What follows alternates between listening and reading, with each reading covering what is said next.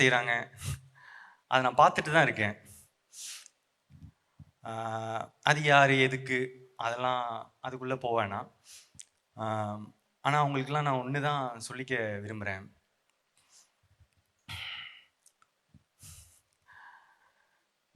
ஒரு செடி வளரும்போது சில பேர் வந்து அதோட இலையை பிச்சு போட்டு போவாங்க, காம்பை உடச்சி போட்டு போவாங்க, சில பேர் மிதிச்சுட்டு போவாங்க. ஆனால் அந்த டைம்ல எல்லாம் அந்த செடியோட வேறு கீழே வளர்ந்துட்டு ஸ்ட்ராங் ஆகிட்டு போயிட்டு தான் இருக்கும். அது மட்டும் அந்த இப்போ கொடுக்குற வழியெல்லாம் தாங்கிடுச்சுன்னா அதுக்கப்புறம் அது ஒரு பெரிய மரமாக வளர்றத யாராலையும் தடுத்து நிறுத்த முடியாது.